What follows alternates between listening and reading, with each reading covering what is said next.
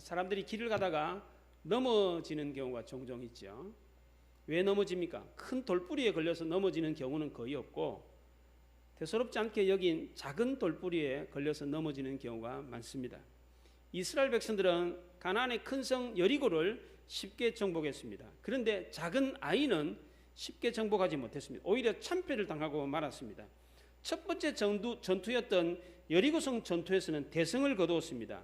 그 감동과 감격은 이루 말로 표현할 수가 없었습니다. 이스라엘 역사에서 전에도 없었고 후에도 없었던 아주 특이한 일이었습니다. 여리고성 전투는 이스라엘 백성들이 싸워서 이긴 전투가 아니었습니다. 하나님이 이스라엘 백성들에게 하루에 한 바퀴 6일 동안 그렇게 돌고 제7일에는 7바퀴 돌아라, 13바퀴 돌아라. 그래서 이스라엘 백성들이 그렇게 순종했어요. 그랬더니 놀라운 일이 일어났습니다. 하나님이 말씀하신 대로 성이 와르르 무너졌습니다. 이스라엘 백성들은 이 여세를 몰아가지고 바로 옆에 있는 아이성을 공격했습니다. 그 크고 견고한 성도 우리가 무찔렀는데 이 조그마한 성쯤이야 라고 생각하고 전투에 임했습니다. 먼저 여호수아는 정탐꾼을 아이성에 보냈습니다. 정탐꾼들은 정확한 보고를 하지 않았습니다.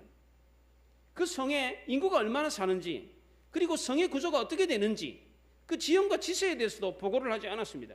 단지 소수라는 말만 했습니다.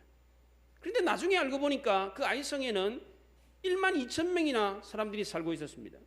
8장에서 나중에 아이성을 정복하고 난 뒤에서야 그 성의 인구가 얼마나 살고 있었는지를 알았습니다. 정탐꾼들은 수고롭게 하지 말자라고 하면서 여리고성을 공격할 때처럼 모든 군사가 다 갈 필요가 없다. 그러니까 한 2, 3천 명만 가면은 능히 정복할 수 있습니다. 여호수아는 이 정탐꾼들의 보고를 듣고 거기에 바탕해서 군사 3천 명을 보내가지고 아이성을 공격하게 했습니다. 그런데 결과는 예상 밖이었습니다. 36명이 죽고 스바림까지 쫓겨왔습니다. 36명이 죽은 것은 단지 36명이 죽은 것이 아니었습니다. 3만 명이 죽은 것 같았습니다. 이 충격으로 이스라엘 백성들의 마음이 물처럼 녹아버렸습니다. 여호수아와 이스라엘 백성의 장로들은 옷을 찢고 티끌을 머리에 뒤집어쓰면서 하나님을 원망했습니다. 7절과 8절에서 여호수아가 그럽니다. 어찌하여 이 백성을 요단을 건너게 하시고 이 아모리 사람의 손에 넘겨서 멸망하게 하십니까? 우리가 요단 저쪽에 있을 때 거기 좋다고, 거기 만족한다고 그랬지 않습니까? 요단 저쪽에, 요단 동편에 그 물 많고 풀 많은 거기가 좋사오니 우리 안 가도 됩니다. 그렇게 했잖아요. 그런데 왜 우리를 굳이 요단강을 건너가지고 이 전쟁을 해가지고 이렇게 많은 사람들이 죽고 이런 어려움을 당하게 합니까? 이제 이스라엘 백성들이 등을 돌렸습니다. 내가 이 이스라엘 백성들한테 무슨 말을 할 수 있습니까? 어떻게 설득하겠습니까? 이렇게 말했습니다. 여호수아와 장로들은 아이성 전투에서 이스라엘 백성들이 패한 이유를 알지 못했습니다. 그래서 원망만 했던 것입니다. 여기에 대해서 하나님은 1절에서 곧바로 그 원인에 대해서 말씀하십니다. 1절에 뭐라고 합니까? 이스라엘 자손들이 온전히 바친 물건으로 말미암아 범죄하였으니 이는 유다지파 세라의 증손 삽디의 손자 갈미의 아들 아간이 온전히 바친 물건을 가졌습니다. 여호와께서 이스라엘 자손들에게 진노하시니라 그랬습니다. 패전의 원인을 안고 전투를 했으니까 이길 수 있겠습니까? 이스라엘 백성들은 이 전투는 하나만하다. 저 큰 성도 우리가 정복했는데 이 조그마한 성쯤이야 라고 생각했습니다. 그런데 하나님은 그렇지 않았습니다. 아이보다 더 작은 성이라고 할지라도 이길 수 없다라고 했습니다. 이스라엘 백성들은 가나안의 두 번째 전투였던 아이성 전투에서 완전히 패하고 말았습니다. 이 아이성은 해발 800m 높이에 지어진 산성이었습니다. 이렇게 가파른 산을 올라가가 산꼭대기에 세워진 견고한 산성이었습니다. 그리고 거기에 남녀의 수가 1만 2천 명이나 있었습니다. 그리고 왕이 거하는 왕성이었습니다. 왜 왕이 거기에 거하겠습니까? 다른 성보다도 훨씬 더 안전하기 때문에 가장 안전한 곳이니까 왕이 거했던 성이었던 것입니다. 그런데 이스라엘 백성들은 전날에 성전에 과신한 나머지 아이성을 대수롭지 않게 여겼습니다. 단지 3천 명의 군사만 데리고 가면 얼마든지 이길 수 있다. 그렇게 생각했습니다. 아이성에 남녀가 1만 2천 명이 있었으니까 반 나누어서 남자가 6천 명이라고 하면 6천 명의 군사가 있는 것입니다. 게다가 이들은 철기 문명을 가지고 있었습니다. 철기 무기를 갖고 있었어요. 무기가 월등했습니다. 적을 알면 적을 이길 수가 있는데 적도 모르는데 어떻게 적을 이길 수 있겠습니까? 전쟁에서 실패한 것은 반드시 그 원인이 있게 마련입니다. 아이성보다 훨씬 더 컸던 여리고성은 정복했는데 왜 그 조그마한 아이성은 정복하지 못했습니까? 여리고성과 아이성의 차이가 무엇입니까? 이 두 전쟁의 차이점이 무엇입니까? 여리고성을 정복할 때는 여호수아와 백성들이 아침에 일찍 일어났다라는 말이 나옵니다. 그런데 아이성 전투에는 어디에도 아침에 일찍 일어났다라는 말이 없습니다. 하나님을 신뢰해서 기도했다는 말도 나오지 않습니다. 하나님께 묻고 그들이 작전을 수행했다는 말이 나오지 않습니다. 여리고성 전투 때는 하나님께 기도하고 말씀을 받고 두렵고 떨리는 마음으로 전투에 임했습니다. 그런데 아이성 전투 때는 그렇게 하지 않았습니다. 느긋하게 해가 중천에 떴을 때 일어나가지고 무기 질질 끌고 소풍 가듯이 그렇게 전쟁터에 나갔습니다. 이스라엘 백성들은 큰 오해를 하고 있었습니다. 저 큰 성도 무너뜨렸는데 이 작은 성쯤이야 쉽게 정복할 수 있다 확신을 가지고 있었습니다. 그 확신도 대단히 큰 확신이었습니다. 전투에 임하면서 우리는 당연히 이긴다, 이길 수 있다라고 믿음을 가지고 있었습니다. 오히려 여리고성을 공격할 때보다 더 큰 믿음을 가지고 있었습니다. 야, 저 큰 성, 저 여리고성 어떻게 우리가 정복하지? 그러면서 전쟁에 임했지만 아이성 전투는 그게 아니고 확실히 이긴다, 확신과 믿음을 가지고 있었습니다. 그런데 왜 더 큰 확신과 더 큰 믿음을 가지고 있었는데 왜 그 전쟁에서 지고 말았습니까? 목표를 이룰 수 있다고는 확신이 있었습니다. 믿음도 있었습니다. 그런데 왜 목표를 이루지 못합니까?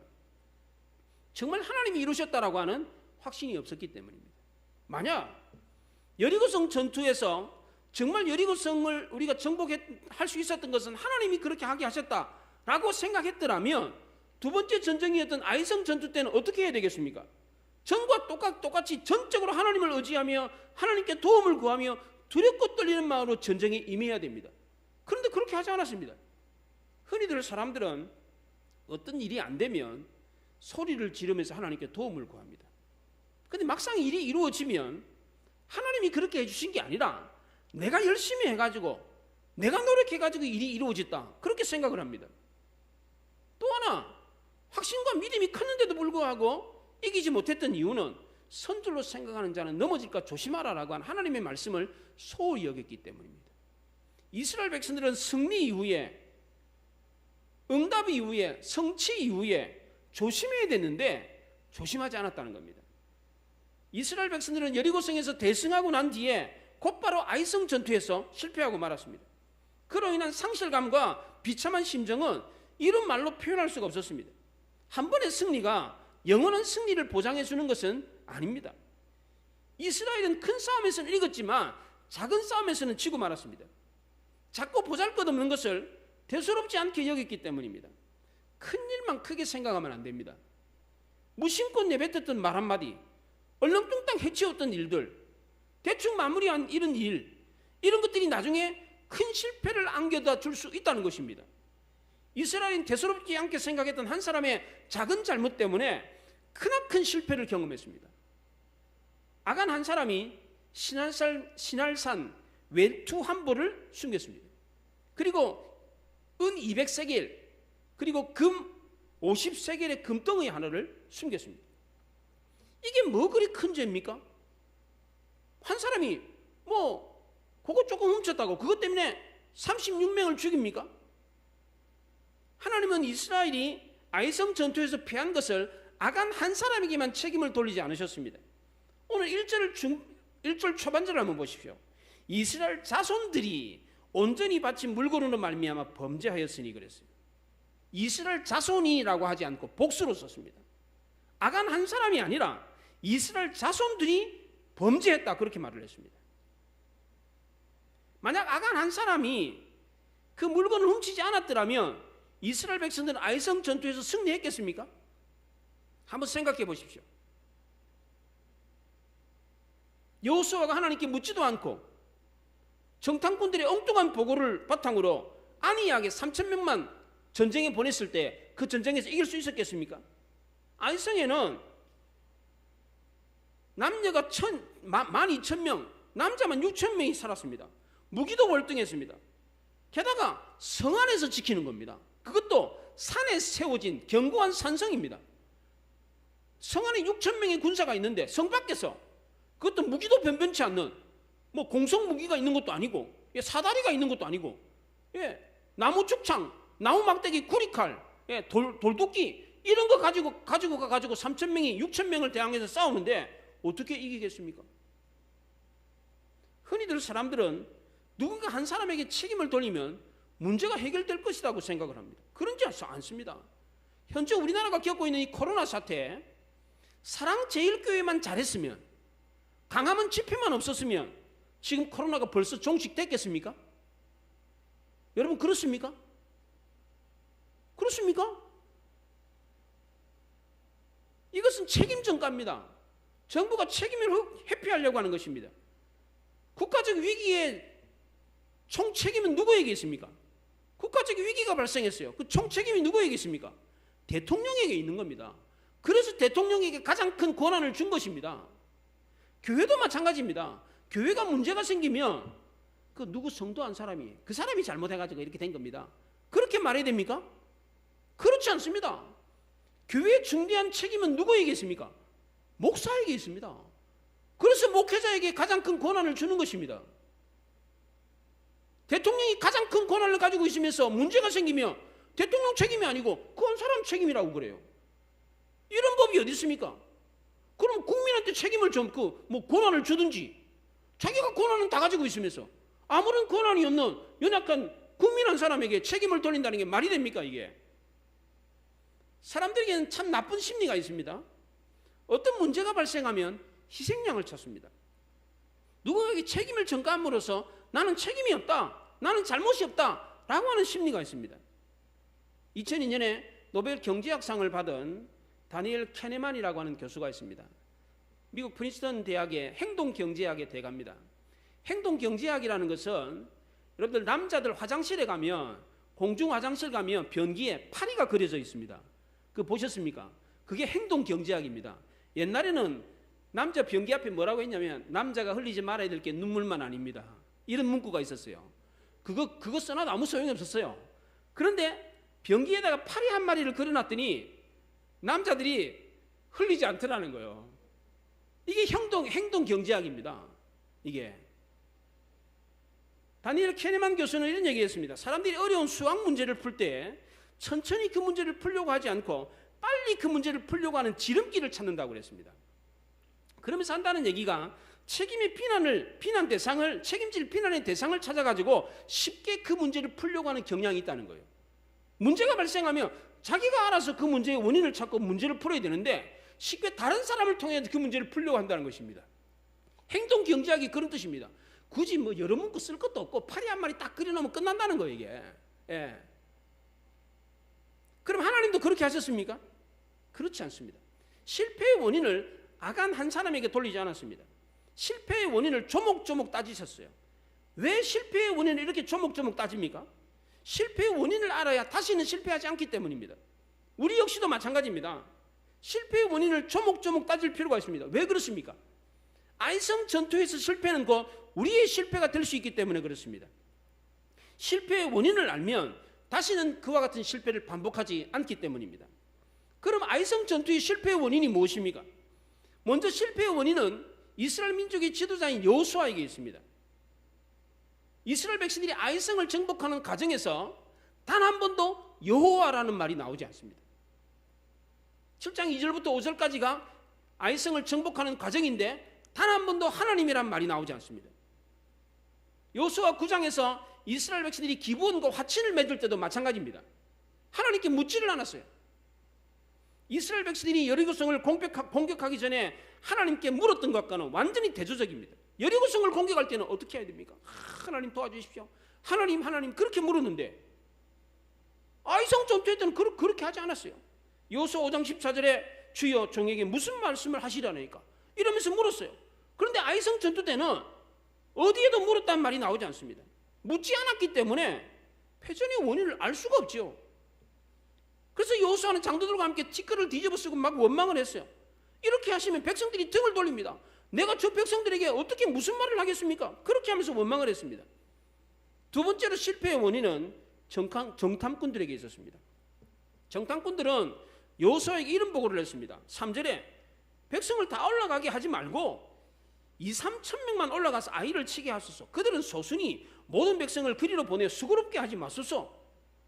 정탐꾼들의 보고에는 성의 규모나 성의 구조나 지형이나 지세에 대한 이야기가 전혀 나오지 않습니다. 단순하게 작은 성입니다. 소수입니다. 인구도 얼마 안 됩니다. 그러니까 뭐 수고스럽게 할 것도 없고 한 2, 3천 명만 올라가면 됩니다. 이게 보고의 전부였습니다. 만약 오늘날 군대에서 이렇게 보고를 했다가는 불호령이 떨어집니다. 전쟁을 앞두고 적군이 몇 명인지, 어디에 지금 무슨 무기로 지금 진을 치고 있는지 이거 보고도 없이 가서 싸웁시다 이렇게 보고하면 박살납니다. 전쟁은 죽고 사는 문제입니다. 이게 이런 심각한 문제를 안일하게 다루어서 이게 되겠습니까? 이게 철저하게 대비를 해도 이길까 말까 한 전쟁을 이런 안일한 태도로 전쟁을 했으니까 전쟁에서 이길 게 만무하죠. 왜 이런 태도를 취했습니까? 과도한 영적 자신감에 빠져 있었기 때문입니다. 전능하신 하나님이 다 해주시는데 뭐 여리고 전투 때 봐라. 우리 아무것도 안 했다. 하나님이 다 해주셨다. 그런데 이번에도 마찬가지다. 이런 과도한 영적 자신감은 이스라엘 백성들 전체를 교만에 빠뜨렸습니다. 이것은 믿음이 아니었습니다. 모든 것을 하나님께 떠맡기는 안일함이었습니다. 필사의 각오로 전적으로 하나님을 의지했던 여리고성 전투와는 완전히 판이하게 달랐습니다. 100% 하나님을 믿었던 그들의 신뢰는 믿음이 아니었어요. 이게 안일함이었습니다. 여리고성 전투 때보다 더 큰 믿음이 있어요. 더 큰 확신이 있었습니다. 그건 믿음이 아니었어요. 2, 3천 명만 올라가면 된다라고 하는 느슨한 행동을 취했습니다. 이런 행동은 형식에 치우친 느긋한 나태함이었습니다. 그들의 순종은 공허한 헛수고에 불과했습니다. 7일간 욕을 얻어먹으면서 13바퀴를 꾸역꾸역 말없이 돌았던 여리고성 전투 때만은 완전히 판이하게 달랐습니다. 사무엘상 4장에 이스라엘 백성들이 블레셋과 전쟁을 할 때에 이스라엘 장로들이 언약궤를 메고 전쟁에 나가면 이길 수 있습니다. 그래서 언약궤를 메고 나왔어요. 근데 어떻게 됐습니까? 전쟁에서 지고 말았습니다.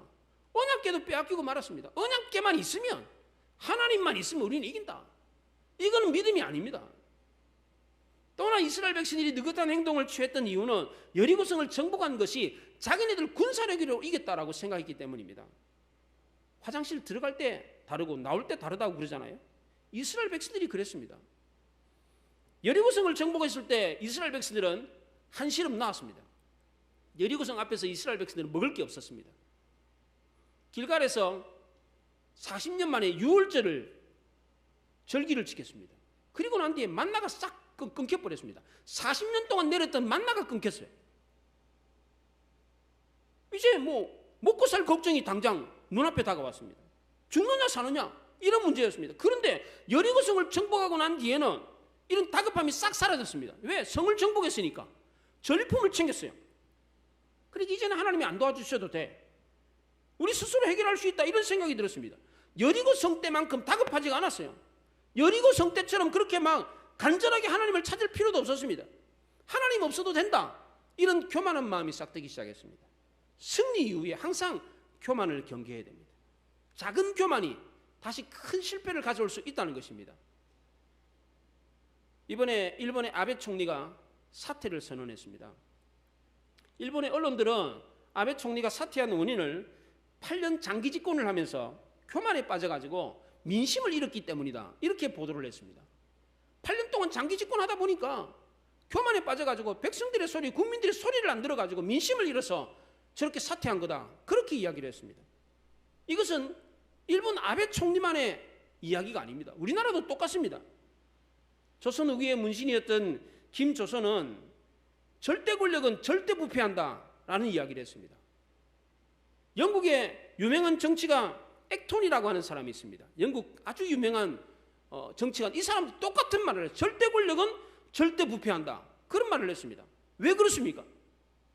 왜 독재 권력은 항상 부패하게 되어 있습니까?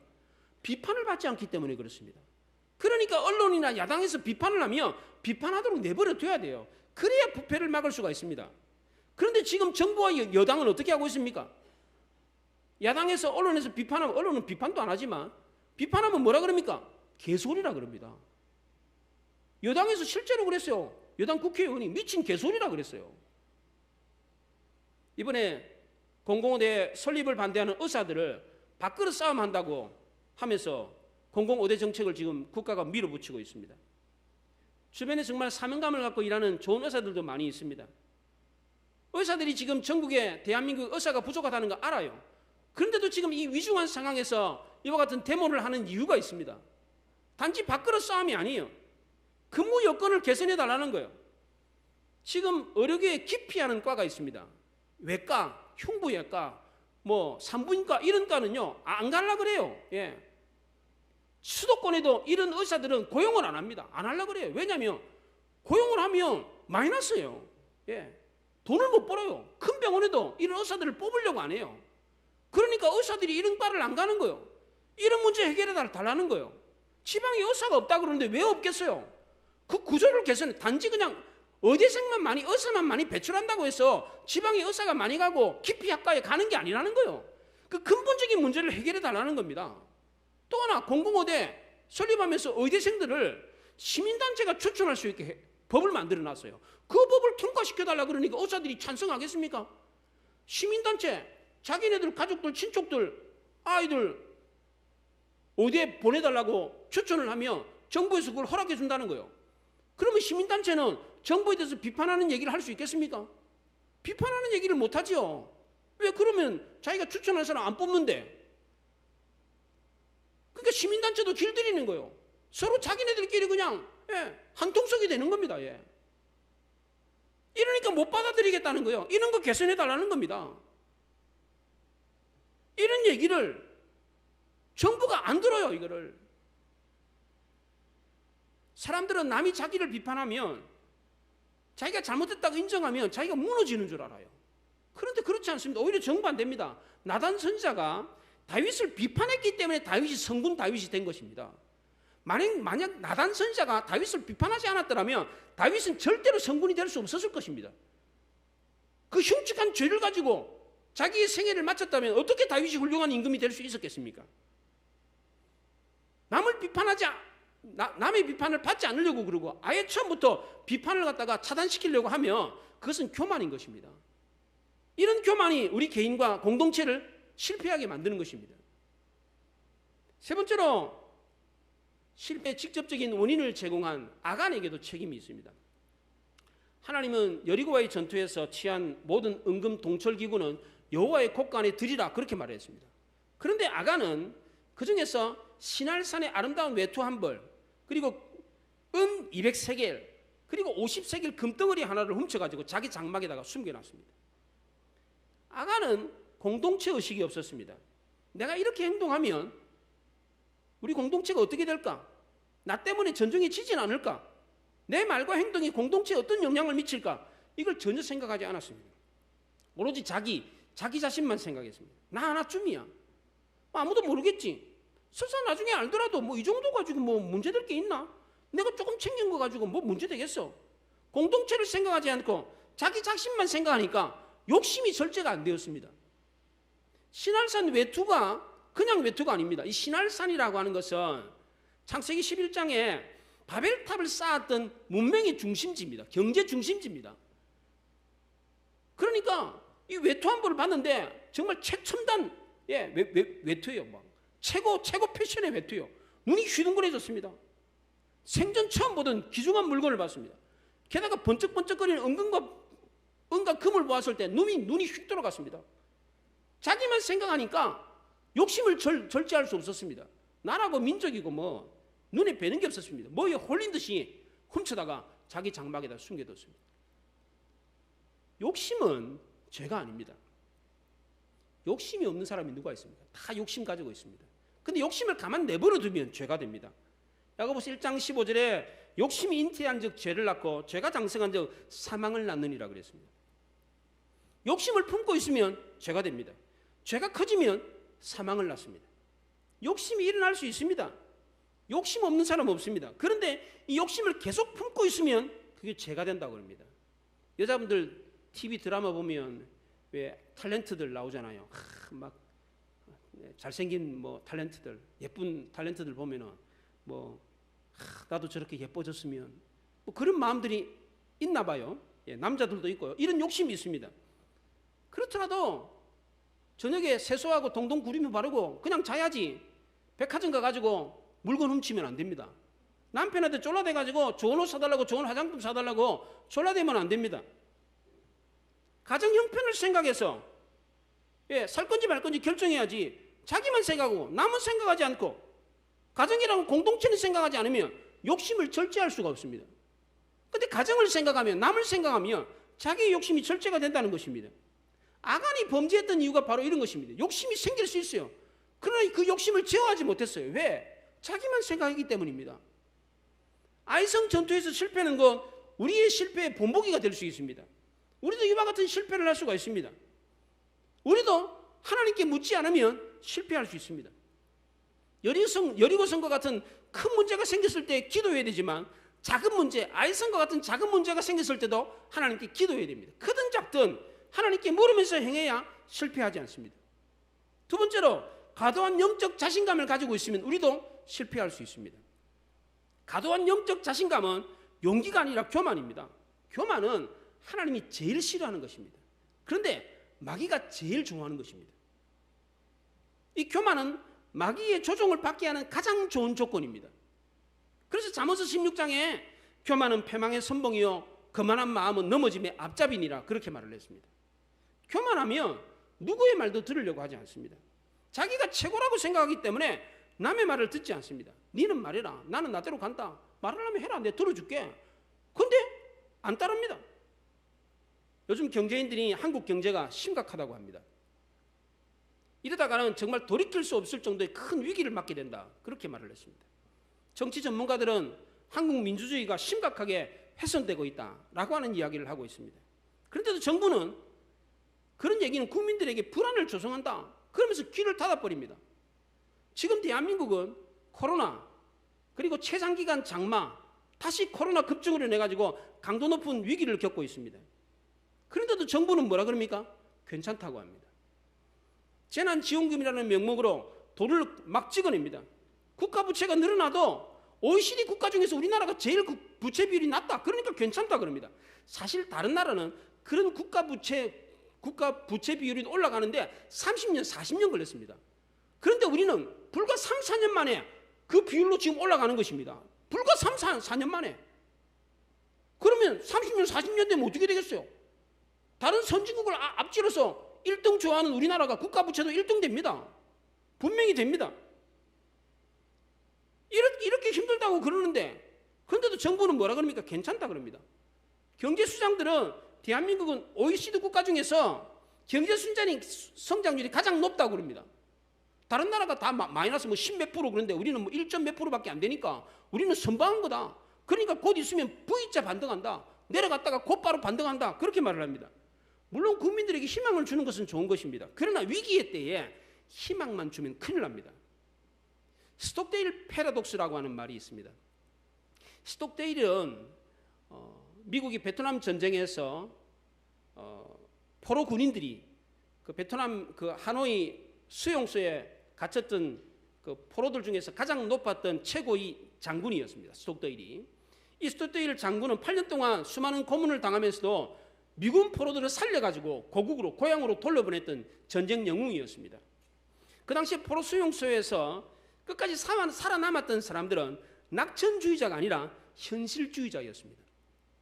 낙천주의자들은 다가오는 크리스마스가 되면 나갈 수 있다라고 하는 희망을 가지고 있었습니다. 그러다가 크리스마스가 지나면 다가오는 부활절에는 나갈 수 있겠지라는 희망을 가졌습니다. 그러다가 다 죽어버리더라는 거예요. 그런데 현실주의자들은 크리스마스 때까지는 나가지 못할 거야. 이런 생각을 가지고 그에 대비하는 마음가짐을 가지더라는 거예요. 그러면서 그렇게 견디다 보니까 그 사람들은 살아남더라는 것입니다. 스톡데일 패러독스는 아무리 어려워도 결국에는 승리한다라고 하는 믿음을 잃지 않음과 동시에 현실의 냉혹한 이 어려움을 직시할 때에 개인이든 기업이든 성공할 수 있다는 이야기입니다. 성공할 수 있다라고 하는 믿음, 그리고 현실에 닥친 냉혹한 현실을 혼돈하지 말라는 것입니다. 그러니까 지금 정부는 국민들에게 어떻게 말해야 됩니까? 이 위기 상황에서 국민들에게 어떻게 말해야 옳습니까? 갈 길이 멉니다. 더 힘을 냅시다. V자 반등이 아니라 서서히 반등하게 될 것입니다. 그러니까 장기전에 대비해야 됩니다. 이렇게 말해야 됩니다. 그런데 지금 정부는 어떻게 말합니까? 부동산은 안정되고 있습니다. 코로나는 좋아질 겁니다. 경제는 OECD 국가 중에서 최고입니다. 이런 얘기는 희망 고문을 주는 것입니다. 경제학자들은 마이너스가 한 번 겪을 때보다 마이너스를 두 번 겪을 때는 그것을 회복하는데 8년이나 걸린다고 그래요. 우린 지금 마이너스를 두 번 겪었어요. 이거 회복하는데 더 오래 걸린다는 거예요. 이게 희망을 주되 현실의 난관을 극복할 수 있는 어려움도 같이 이야기를 해야 된다는 겁니다. 그래야 느슨해지지 않고 긴장의 고삐를 늦추지 않는다는 것입니다. 우리 교회도 마찬가지입니다. 과다한 영적 자신감을 갖는 것은 금물입니다. 희망을 갖되 어려운 현실을 직시해야 된다는 것입니다. 세 번째로 우리가 실패하는 원인은 욕심 때문입니다. 욕심은 죄가 아니라고 그랬습니다. 욕심이 없는 사람 아무도 없습니다. 욕심은 본능입니다. 누구나 갖고 있는 본능입니다. 그런데 욕심을 자기만 생각하면, 욕심을 갖고 있는 이 사람이 자기만 생각하면 이게 죄가 된다는 겁니다. 가정 형편을 생각하지 않고, 남을 생각하지 않고, 공동체를 생각하지 않고 자기만 생각하면 욕심이 죄가 돼버립니다. 아간은 공동체를 생각하지 않고 자기만 생각했을 때 그 욕심을 제어할 수가 없었습니다. 결국 죄를 범하고 말았습니다. 이것 때문에 가정이 무너지고 이스라엘 공동체 전체가 큰 피해를 입게 되었습니다. 마지막 세 번째로 실패하는 가장 큰 원인은 죄 문제를 청산하지 않고 끝까지 버티기 때문입니다. 이 땅에 죄 안 짓고 사는 사람은 아무도 없습니다. 각 가정들마다 쓰레기 안 나오는 집이 없습니다. 그렇잖아요. 다 더러운 죄가 있고 다 더러운 쓰레기가 있습니다. 그런데 이 쓰레기를 청산하지 않으면 어떻게 됩니까? 집이 지저분해집니다. 집이 쓰레기장이 됩니다. 집안 전체가 그냥 어려워집니다. 죄는 결코 미룰 대상이 아닙니다. 그때 청산을 해야 됩니다. 그래야 집안이 깨끗하고 내가 그냥 깨끗하고 병은 감염의 위험에 노출되지 않습니다. 그런데 아간은 어떻게 했습니까? 죄를 범한 뒤에 즉시로 그 죄를 해결했습니까? 그렇지 않습니다. 하나님은 아간에게 기회를 주셨습니다. 이스라엘 백성들 중에서 범죄한 사람을 찾기 위해서 제비뽑기를 했습니다. 먼저 12지파 중에서 제비를 뽑았어요. 그리고 그 12지파 중에서 유다가 걸렸어요. 유다지파 중에서 유다의 아들 중에서 또 제비를 뽑았어요. 그리고 세라가 걸렸어요. 세라의 아들 중에서 또 제비를 뽑았고, 삽디의 아들 중에 제비를 뽑았고, 갈미의 아들 중에 제비를 뽑아서 결국 아간이 걸렸습니다. 그래서 저는 이거 신대원 때 이걸 시험 문제 나오니까 유세삽 가라 이렇게 외웠어요. 유세삽 가라. 유다지파 세라 삽디 갈미 그다음 이렇게 유세삽 가라 이렇게 첫자만 따가지고 외웠던 기억이 납니다. 왜 이렇게 하나님이 여러 번 기회를 주십니까? 이렇게 기회를 줬음에도 아간은 끝까지 버텼습니다. 결국 자기 자리까지 왔어요. 어떻게 됐어요? 망하고 말았습니다. 돌에 맞아 죽고 말았습니다. 만약 아간이 제비를 뽑아가지고 자기에게로 가까이 다가오는 것을 깨달았을 때 아간이 만약에 그 도중에 납니다 라고 나갔더라면 어떻게 됐겠습니까? 하나님이 왜 범죄자를 찾기 위해서 제비를 뽑았습니까? 범죄자를 알 수 없어서 그랬습니까? 그렇지 않습니다. 하나님은 제비를 아간의 방향으로 점점점 좁히고 있었습니다. 그리고 마지막까지 아간에게 기회를 줬습니다. 이 제비는 하나님의 사랑이었고 아간에게는 회개할 기회였습니다. 그런데 아간은 이것을 깨닫지 못했습니다. 아간은 하나님의 제비가 자기에게로 가까이 다가올 때에 뭐라고 해야 돼요? 하나님 그만하십시오. 제가 죄를 지었습니다. 제가 그 범죄자입니다. 이렇게 말해야 되잖아요. 그런데 아간은 설마 그러면서 끝까지 버텼습니다. 그러다가 망하고 말았습니다. 가룟 유다도 마찬가지입니다. 예수님이 제자들에게 너희 중에서 나를 팔 자가 있다. 노골적으로 내가 떡을 떼어가지고 주는 그 자가 바로 그 사람이다. 그렇게 말했습니다. 왜 이렇게 했습니까? 끝까지 가룟 유다를 사랑했기 때문입니다. 그런데도 가룟 유다는 이것을 깨닫지 못했습니다.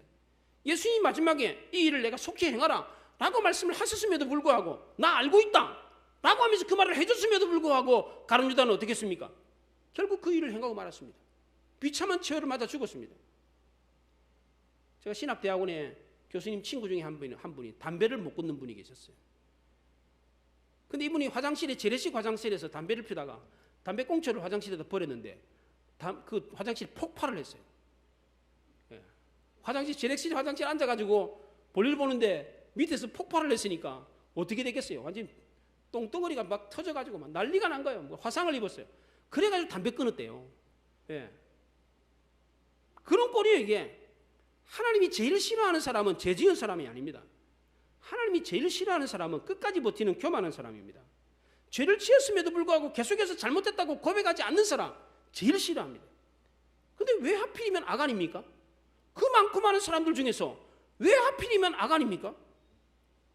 궁금하지 않아요? 우리 부모님 세대들은 참 가난했습니다. 배우지도 못했습니다. 근데 우리는 부모님들의 가난과 못 배운 것을 미워하지 않습니다. 그러나 우리는 부모님들의 죄와 허물에 대해서는 미워해야 됩니다.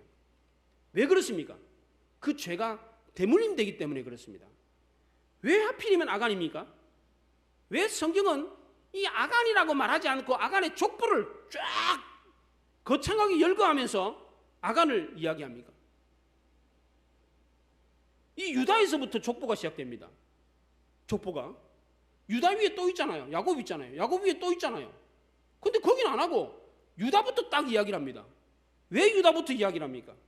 유다에게 무슨 문제가 있었습니까? 창세기 38장에 유다가 며느리 다말을 통해서 아들을 낳는 이야기가 나옵니다. 본래 다말은 유다의 장자 엘의 아내였습니다. 첫 번째 맏며느리였어요. 근데 엘이 아이를 낳지 못하고 죽어버렸어요. 그래서 그 당시에 형사치수제가 있었습니다. 형수가 죽으면 그 동생이 형수를 취하는 제도가 있었습니다. 우리나라도 있었습니다.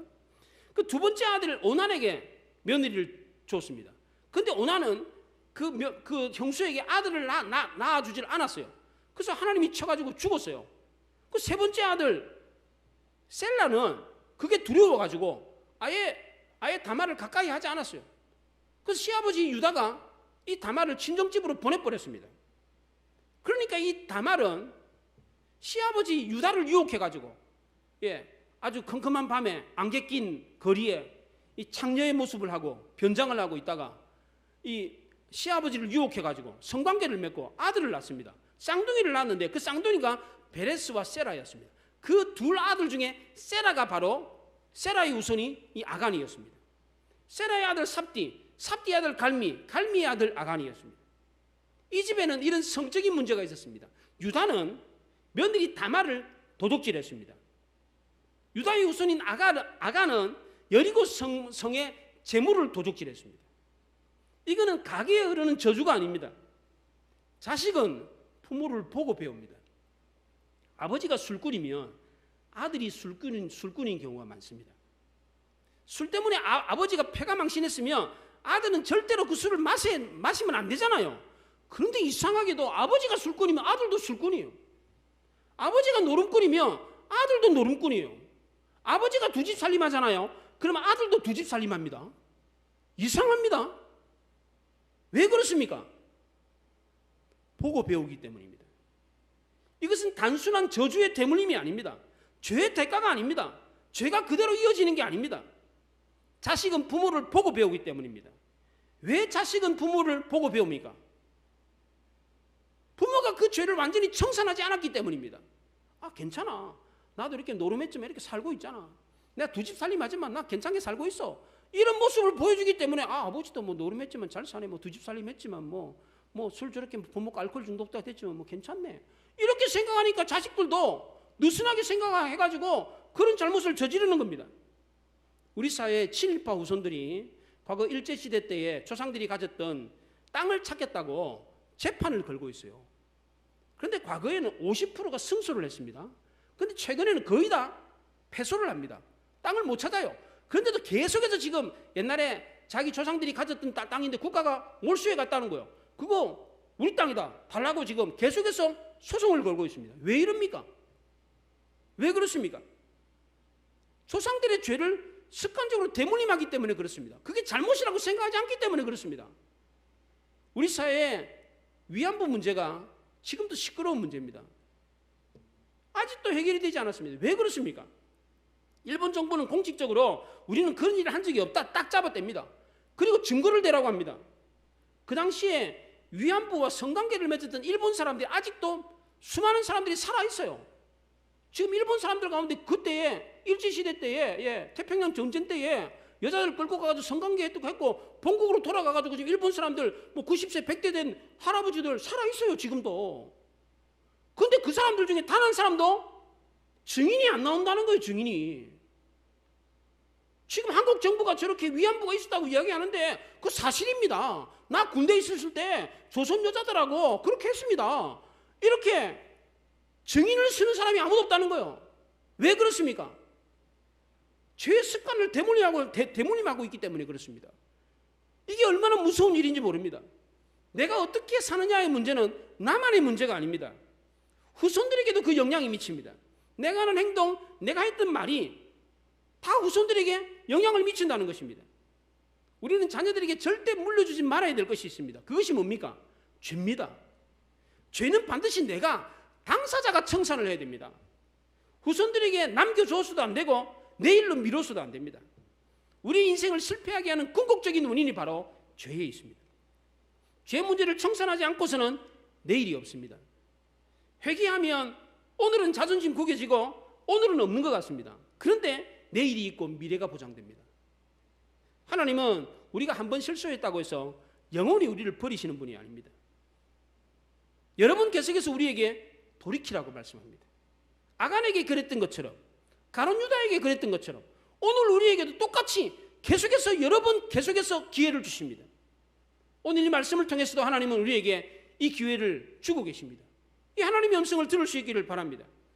우리 인생을 실패하게 하는 가장 큰 원인은 죄라고 그랬습니다. 이 사실을 알 때에 우리는 곧바로 돌이켜야 됩니다. 겸손하게 하나님께 물으면서 한 걸음 한 걸음 나아가야 됩니다. 과도한 영적 자신감은 독이 됩니다. 나만 생각하면 욕심을 제어할 수가 없습니다. 모든 문제의 원인은 죄에 있다는 사실을 알아야 됩니다. 이 죄는 내가 당사자가 청산을 해야 됩니다.